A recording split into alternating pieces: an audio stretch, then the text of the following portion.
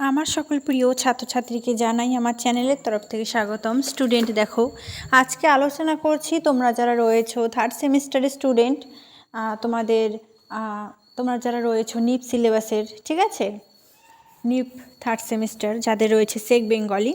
তোমরা অনেকেই কমেন্ট করছিলে ক্লাসের জন্য, যেহেতু থার্ড সেমিস্টারে যে সেক বেঙ্গলি রয়েছে সেটা একটু তোমাদের অন্যরকম লাগছে, কারণ কিছু কিছু বিষয় একদমই নতুন তোমাদের কাছে।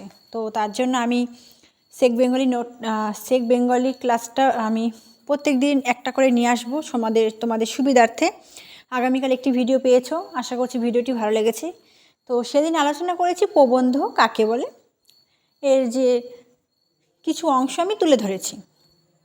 আজকে আমি আলোচনা করব প্রবন্ধ রচনা কিভাবে করতে হয়, এবং একটি তোমাদের কাছে কিন্তু তুলে ধরবো, তাহলে তোমাদের একটি ধারণা আসবে যে প্রবন্ধ রচনা কি, বা কেমনভাবে, বা কতটা কঠিন কতটা সহজ। ঠিক আছে, দেখো আমি আজকে আলোচনা করব মোবাইল ফোন।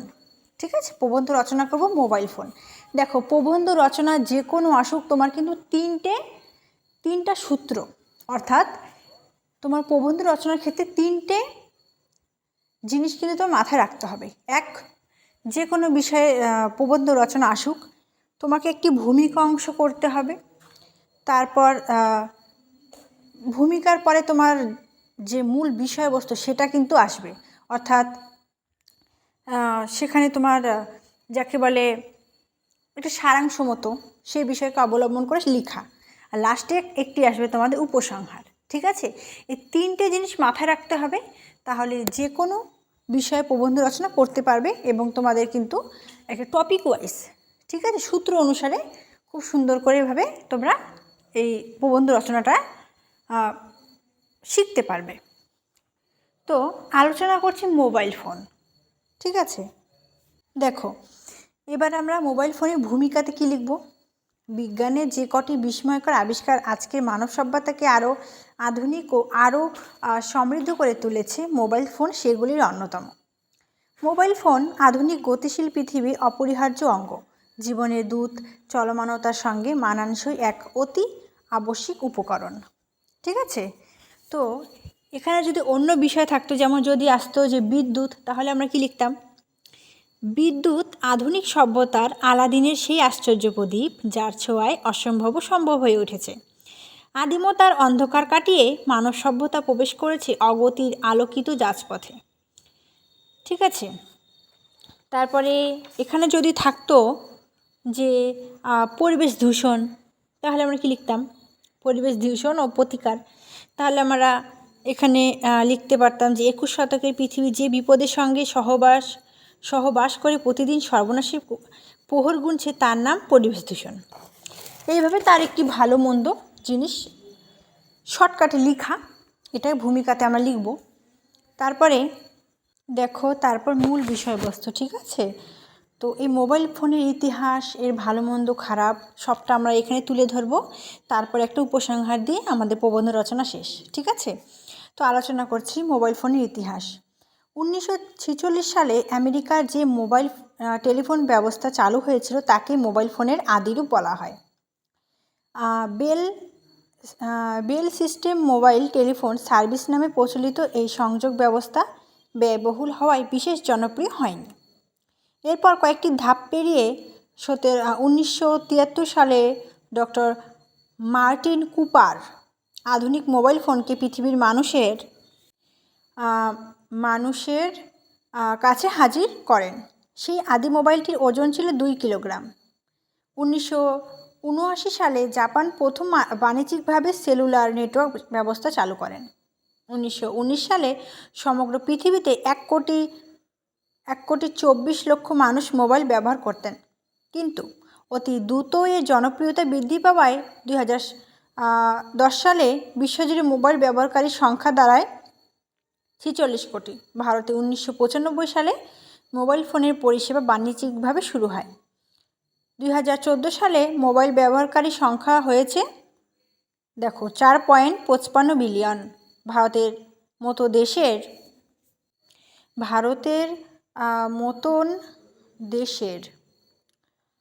মতো দেশের ক্রমবর্ধমান বাজারের কথা মাথায় রেখে দেশীয় এবং বহুজাতীয় অনেক সংস্থা যেমন বিএসএনএল, ঠিক আছে, Vodafone, Airtel, Aircel, tata idea, cellular প্রভৃতি এদেশে মোবাইল পরিষেবা দিতে উদ্যোগী হয়েছে। তারপরে বলছে দেখো, তারপর বলছে আমরা আরেকটা পয়েন্ট করে নেব মোবাইল ফোনের উপযোগিতা। বর্তমানে মোবাইল ফোন এমন একটি বৈদ্যুতিন উপকরণ যার উপযোগিতা আধুনিক জীবনে সর্বত্র। চিঠি লেখার ও পাওয়ার অপেক্ষা এবং অনিশ্চয়তাকে দূর করে মোবাইল নিয়ে এসেছে এসএমএস পরিষেবা। সংযোগকে আরও প্রাণবন্ত করেছে এই ব্যবস্থা। কম্পিউটারের দুনিয়াকেও অনেকটাই হাতের মুঠোয় এনে দিয়েছে মোবাইল ফোন। ইমেল, ইন্টারনেট এসব পরিষেবাই এখন মোবাইল ফোনের কারণে সহজে উপলব্ধ। ব্লুটুথ বা ইনফ্রারেড প্রযুক্তি সংযোগ ব্যবস্থাকে এক নতুন মাত্রা দিয়েছে। স্থির এবং চলমান ফটোগ্রাফিও অনায়াসে সম্ভব এই মোবাইল ফোনের সাহায্যে। মোবাইলে রয়েছে বিনোদনের অজস্র ব্যবস্থা, রেডিও, MP3, গেমিং, এমনকি টিভির অনুষ্ঠানও মোবাইলের সাহায্যে উপভোগ করা যায় বা সম্ভব। মোবাইল প্রযুক্তির ব্যবহার ক্রমশই উন্নত হচ্ছে। মোবাইল ব্যবস্থা এখন চতুর্থ প্রজন্মে প্রবেশ করেছে। মোবাইলের মাধ্যমে টাকা পয়সার লেনদেনের ক্ষেত্রে নেট ব্যাংকিং ব্যবস্থা যেমন কার্যকর করা সম্ভব হচ্ছে, তেমনি আগামী দিনে এটি ক্রেডিট কার্ডের বিকল্প হিসেবেও ব্যবহৃত হতে চলেছে। এভাবে মোবাইল ফোন যেন আলাদিনের মায়ার প্রদীপের মতো জাদুকরী শক্তির অধিকারী। এবার আমরা জানব মোবাইল ফোনের খারাপ দিক। বিজ্ঞানের যে কোনো আবিষ্কারের মতোই মোবাইলেরও কিছু নেতিবাচক দিক রয়েছে। কিশোর মনে মোবাইল ফোনের প্রতি যে আকর্ষণ তৈরি হচ্ছে তা এক নেতিবাচক সামাজিক চাহিদার জন্ম নিচ্ছে। একদম তাই। দেখো, প্রত্যেকটা ছোট ছোট বাচ্চাই কিন্তু আজকাল মোবাইল ছাড়া তারা কিন্তু 1 মিনিটও কিন্তু থাকতে পারে না। কি তাই তো? এমনটাই কিন্তু এখন কিন্তু হচ্ছে প্রচুর। মোবাইলে গেম ছাড়া কোনো মোবাইল নাই প্রায় বলতে। প্রত্যেকটা মোবাইলে আজকাল গেম ইনস্টল করা রয়েছে, সকলে গেম খেলছে, এমনটা কিন্তু হচ্ছে। কিন্তু এটা কিন্তু খুবই ক্ষতি করছে আমাদের পরিবেশকে। তারপরে কি বলছে, মোবাইলের অনিয়ন্ত্রিত ব্যবহার বিদ্যালয়ের পরিবেশকে নষ্ট করে দিচ্ছে। একদম, বিদ্যালয়কেও কিন্তু নষ্ট করে দিচ্ছে। সকলে কিন্তু পড়াশোনাতে কিন্তু মনোযোগ দিতে পারছে না এই মোবাইলের জন্য। আবার ছাত্রছাত্রীদের মনোসংযোগেও ব্যাহত ঘটাচ্ছে। নানা রকম সামাজিক দূষণ এর মাধ্যমে ঘটছে। নাগরিক জীবনে মোবাইল অসতর্ক ব্যবহার, যেমন গাড়ি চালানো কিংবা রাস্তা পারাপার বা লেভেল ক্রসিং পার হওয়ার সময় মোবাইল ফোনের ব্যবহার দুর্ঘটনা ডেকে আনছে। একদম, দেখো, রাস্তাতে যখন আমরা চলাচল করছি, কারোর সাথে ফোনে কথা বলছি, আমাদের কিন্তু সেই কথাতে ধ্যান থাকছে এবং আমরা কিন্তু ঠিক মতো পার হতে পারছি না। সেখানে কিন্তু দুর্ঘটনা অনেক ক্ষেত্রে কিন্তু দেখতে পাই। এটা কিন্তু ঘটছে। মোবাইলের অতিরিক্ত ব্যবহার শ্রবণেন্দ্রিয় ও হার্টের সমস্যা তৈরি করতে পারে। একদম, এরকম কথাও কিন্তু অনেকে বলেন, কিন্তু চিকিৎসা বিজ্ঞান এখনও এমন ধারণাকে সমর্থন করেনি। সব মিলিয়ে মোবাইল ফোনের যথাযথ ব্যবহার অত্যন্ত প্রয়োজন। বিদ্যালয় স্তরে এর ব্যবহার নিষিদ্ধ বা নিয়ন্ত্রণ করার বিষয়টিকে গুরুত্ব দেওয়া আবশ্যক। একদম, অবশ্যই মোবাইল আমাদের অনেক সাহায্য করে, তবে মোবাইলটাকে আমরা ব্যবহার করছি, মোবাইল আমাদেরকে ব্যবহার করছে না। কিন্তু এটা কিন্তু আমাদের মাথায় রাখতে হবে। আমরা যখন চাবো আমাদের দরকারটুকু সময় খালি মোবাইল, অদরকার কিন্তু মোবাইল নয়।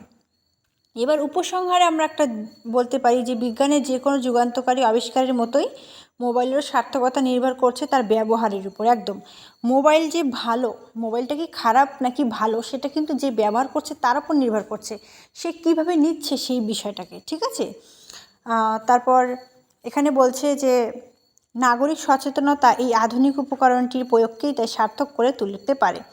গতিশীল আধুনিক যুগের ট্রেডমার্ক মোবাইল ফোনকে বাদ দিয়ে 21 শতককে ভাবা অসম্ভব। একদম, মোবাইলকে ছাড়া আমরা ভাবতে পারবো না। অবশ্যই মোবাইল ছাড়া কোনো কিছু হবে না, কিন্তু আমাদেরকে কিন্তু সতর্কভাবেই মোবাইলটা ব্যবহার করতে হবে। তো ভিডিওটি কেমন লাগলো কমেন্ট করে জানাও। Thanks for watching. After all, thank you সকলকে।